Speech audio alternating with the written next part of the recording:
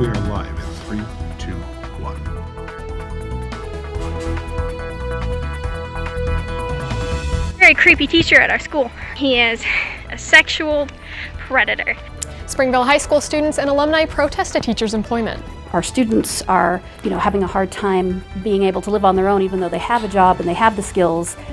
Preparations are underway for Utah's first large autism-friendly apartment complex. We used our camera systems here on campus, and we viewed that, so we were able to track where he was going, and we were able to track him to a vehicle. BYU police make an arrest after 5 women were groped on the school's campus. Welcome to Newsline. It's Tuesday, March 30th. I'm Amy Griffin. And I'm Tucker Thompson. BYU police arrested a man accused of groping 5 women on campus. Newsline reporter Victoria Biasovich joins us live in Provo. Victoria, what is the suspect's name and what charges could he face? BYU police say they arrested Jacob Scott Hansen, a 26-year-old student at BYU, and he could face 5 counts of sexual batteries.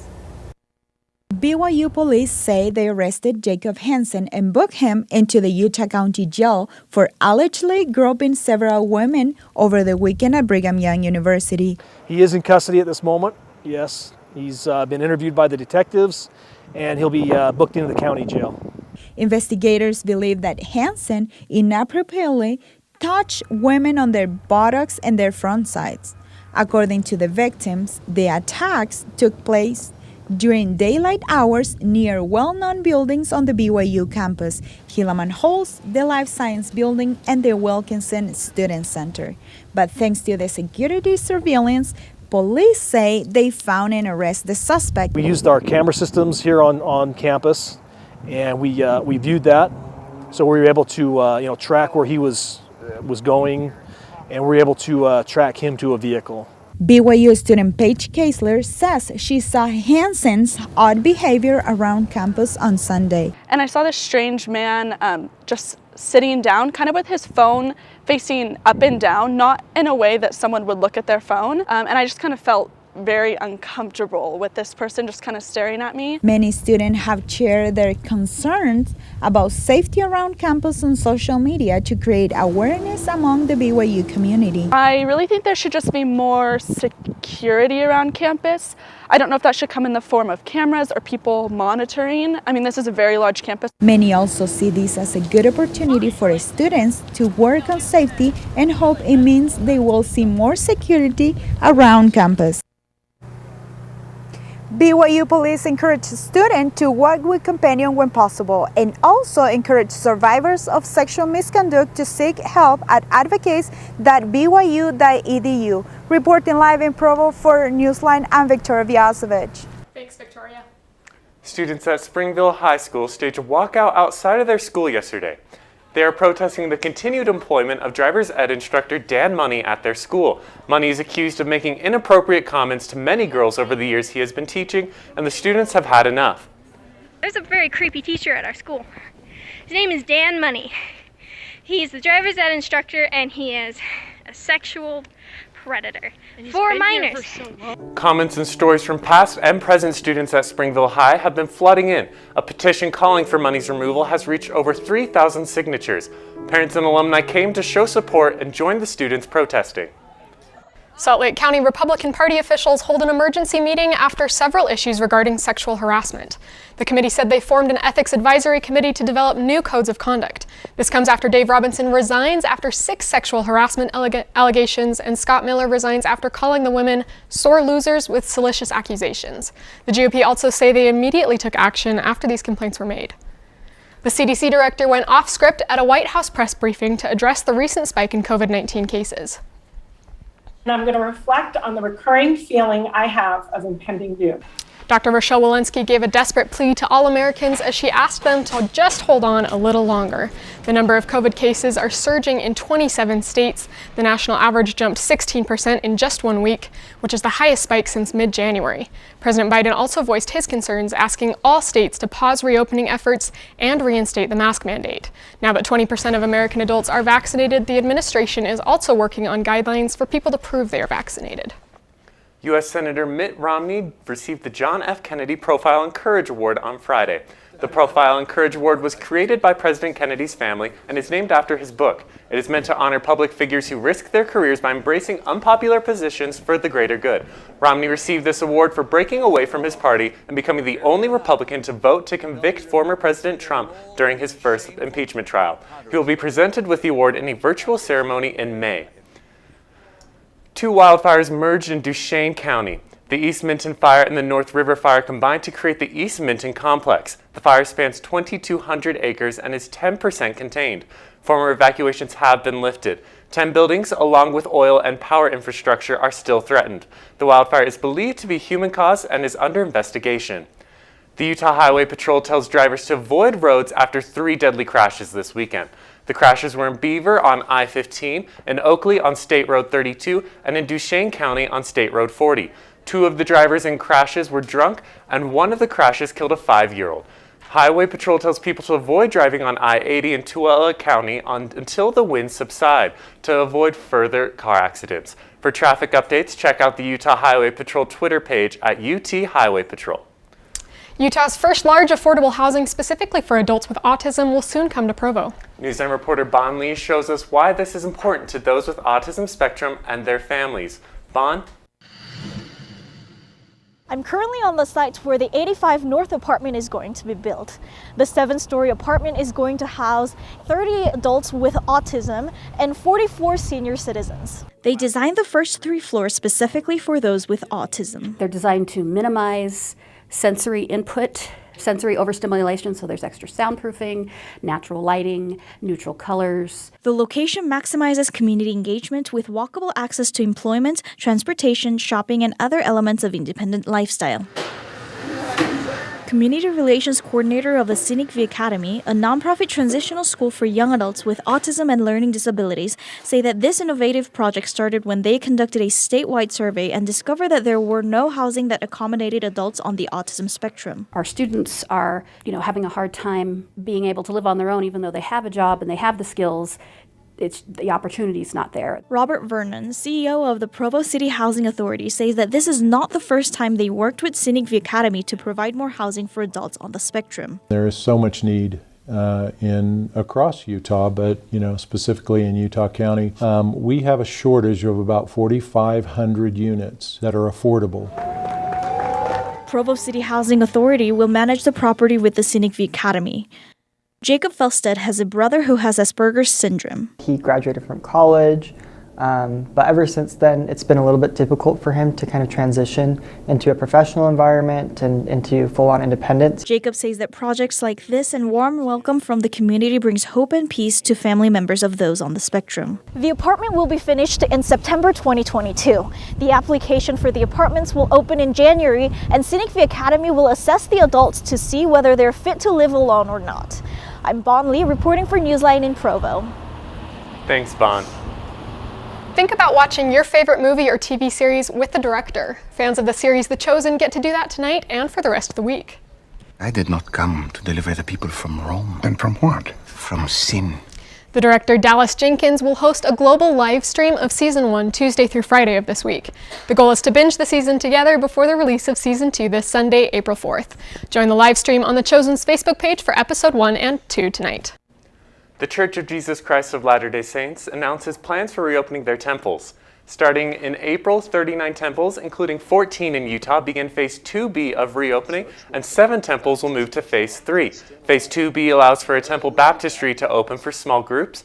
Phase 3 opens the temple for all ordinances with some COVID restrictions in place.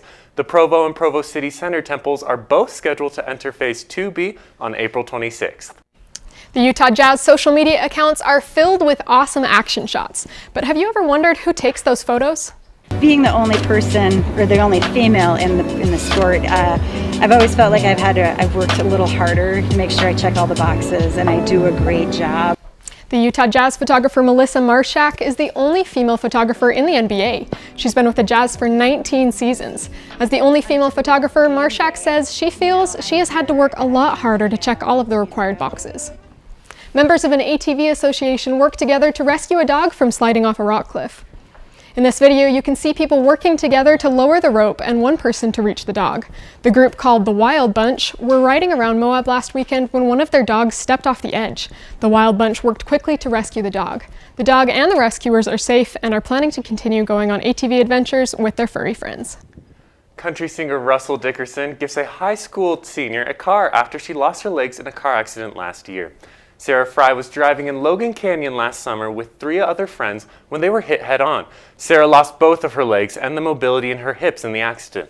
When Russell Dickerson heard that it was her dream to be able to drive again, he did what he could to make it happen. I was like, what can we do to just absolutely make her life? How can we just blow her mind? He teamed up with Chevrolet to give Sarah a new car fitted and upgraded with the features she needs to be able to drive. Russell set up a fake interview with Sarah and her family to surprise her with the car. They were both in tears as Sarah gave the new ride a great big hug. A company creates an occult ripoff of Nike Airs. You squeeze out a dozen drops in a day, and at the end of it, we end up with 666 drops. What human element they injected that's making the shoes infamous. Sharon Osbourne is officially leaving The Talk. How much people are saying CBS paid her, and when you can expect to see The Talk again. Plus, it looks like a beautiful Easter weekend is headed our way. I'll let you know when the warmest days arrive. Where's Tommy? I thought he was with you. No. Jack. Tommy? Go get him.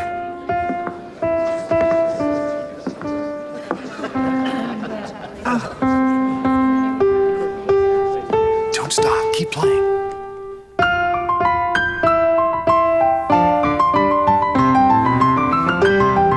Here we go. Here's the fun part.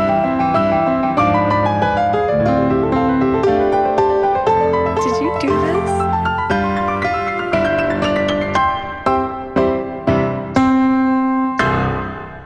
Great job. Encouragement. Pass it on. A message from the Foundation for a Better Life.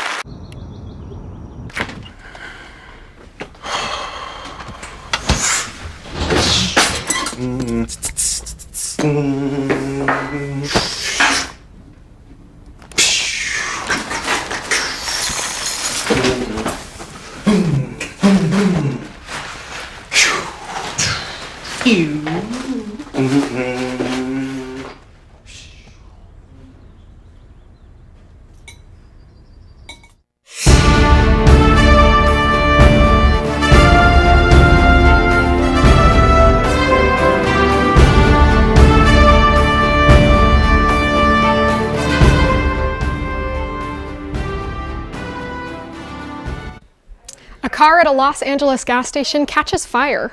The entire incident was caught on the gas station security cameras. 2 men are seen hanging around the car when suddenly a flash inside the car causes the inside to burst into flames.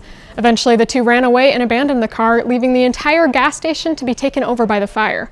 The store clerk says that he saw the men putting gas into the interior of the car. They have yet to be identified.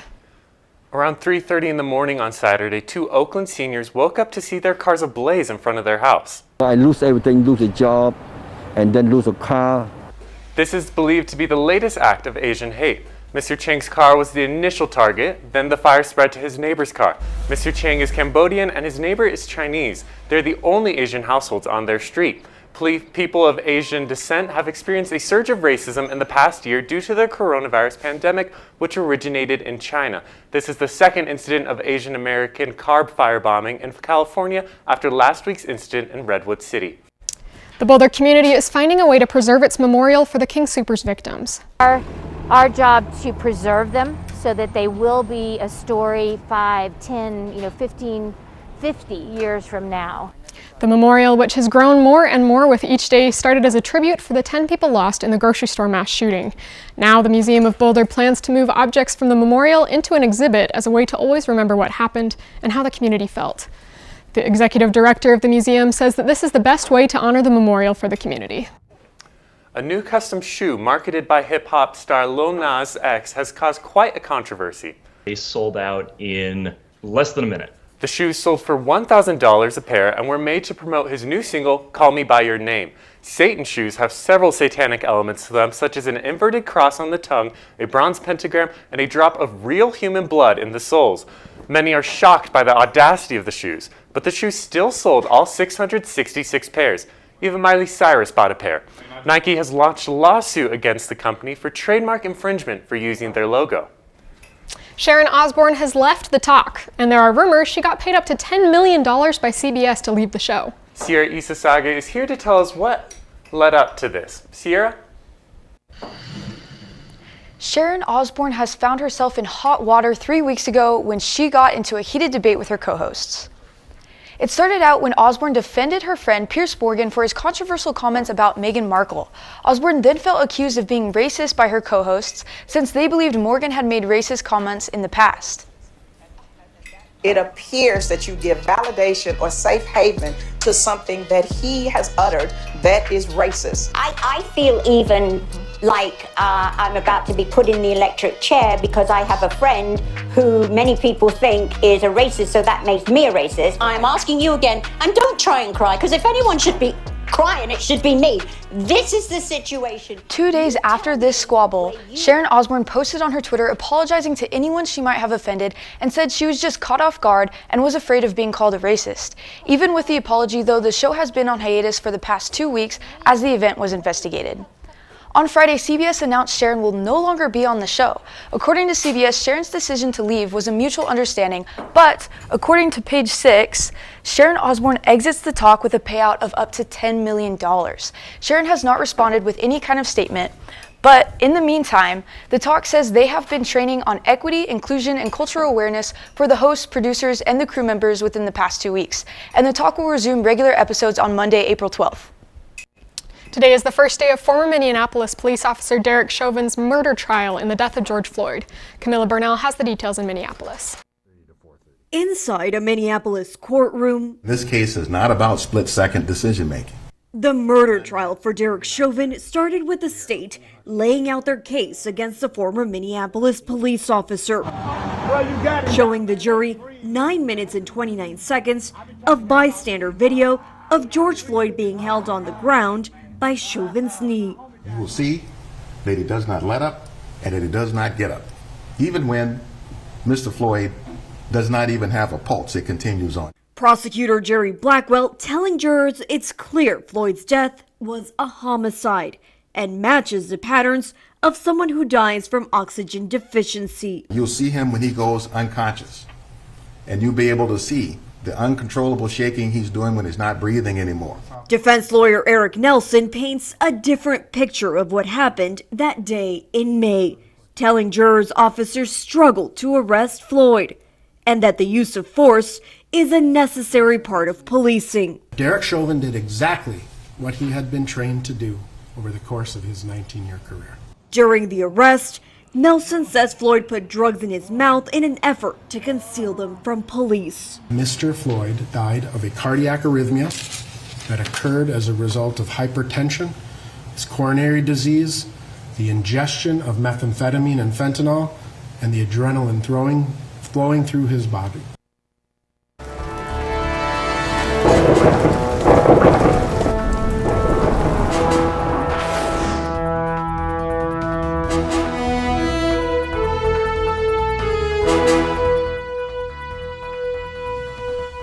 Look at what's happening in DC. Families are enjoying the weather and the cherry blossoms. We have finally hit the time of year where we can take long walks and look forward to the days ahead. I just love those soft pink colors, and this warmth is here in Utah.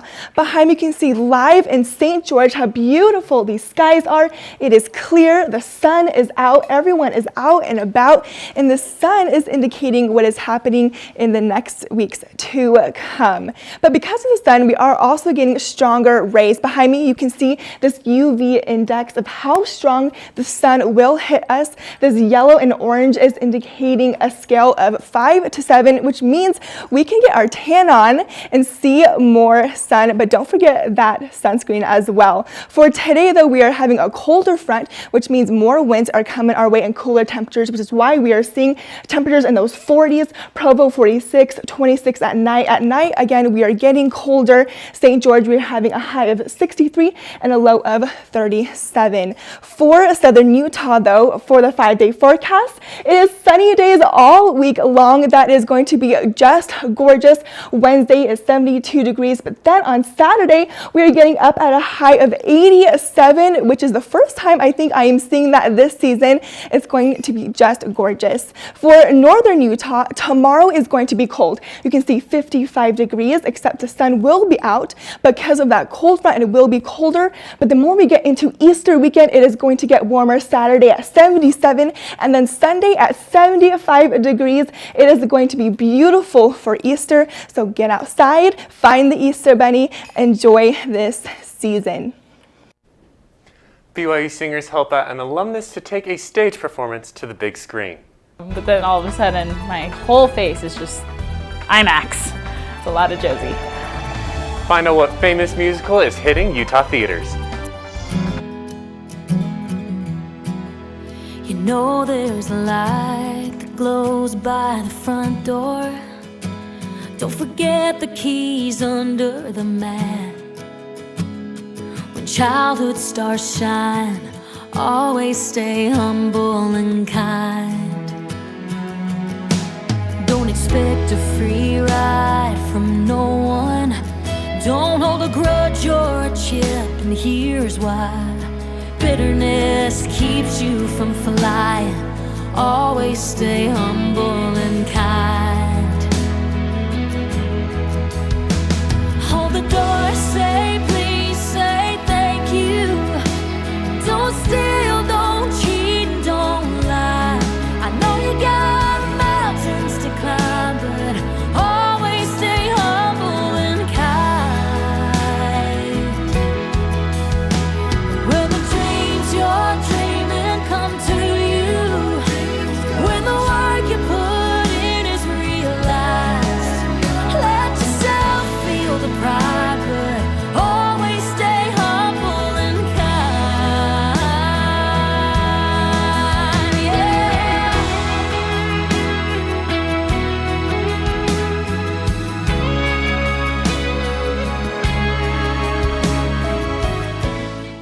Take a look under your bed.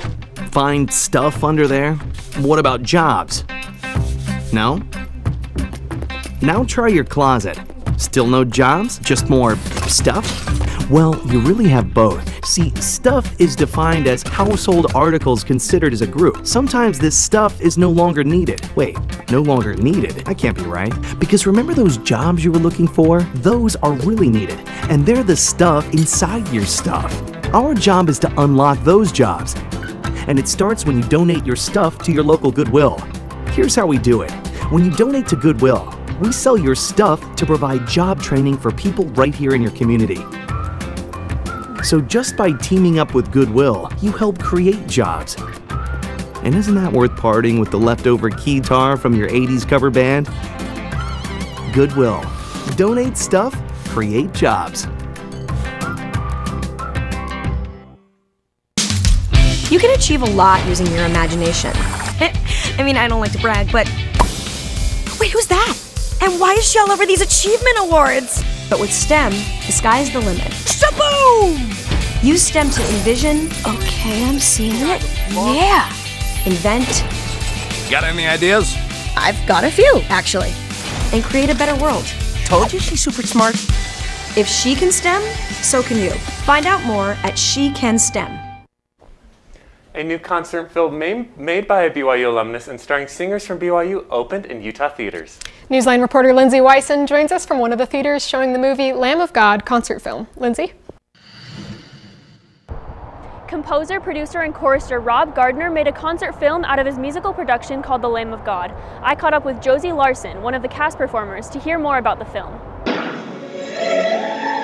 Rob Gardner was a BYU alum, and he decided to write this oratorio that was based on Christ's last days. He made an album beforehand with the London Symphony, and it's always been a dream of his to put it on a movie screen and make it a concert film. Larson says Gardner needed a group of singers that knew how to work together under COVID-19 restrictions. He saw a YouTube video that BYU singers posted this year and decided BYU was the way to go. Rob reached out to the BYU singers conductor, Dr. Crane, and he's my conductor, and he asked him if he could put together a group of choir members that would be able to learn this part and be able to sing 6 feet apart. Who shall separate us from the love of Christ? That choir consisted of some members of BYU singers as well as BYU concert choirs. Larson explained they didn't know exactly what to expect while on set in Park City. They assumed they would be in the background of the video, but that's not quite what Gardner had envisioned. I'm used to being like maybe in an opera or just back row of a choir or something like that. And I'm just the curly-haired one or something. But then all of a sudden, my whole face is just IMAX. It's a lot of Josie. More than anything, this film seems to offer a sense of peace to those who are watching or performing. I just loved being able to grow my testimony and feel the Spirit again and be able to sing and love it. Tickets are available for purchase on most movie theater websites. Reporting for NewsLine in Provo, I'm Lindsay Wyson. Thanks, Lindsay. What would you do if a monkey showed up at your doorstep? One family in Kentucky decided to help it out. They started to feed it, leaving food on the deck and in a cage to make it easier to transport the monkey to a safer place. They noticed the monkey had a collar on and tried to find the owner with no success. After contacting the Department of Fish and Wildlife, they learned that in Kentucky it is illegal to keep a primate as a pet, so the family took the monkey to the Primate Rescue Center in Nicholasville. How weird is that? I mean, what would you do? I don't know. I'd be pretty shocked to find a loose monkey here in Utah, so I don't quite know how I'd handle it. It's a pretty unusual pet. Yeah, well, thank you for joining us today for Newsline. For more information on our stories or to share them with your friends, check us out on our website at universe.byu.edu/newsline.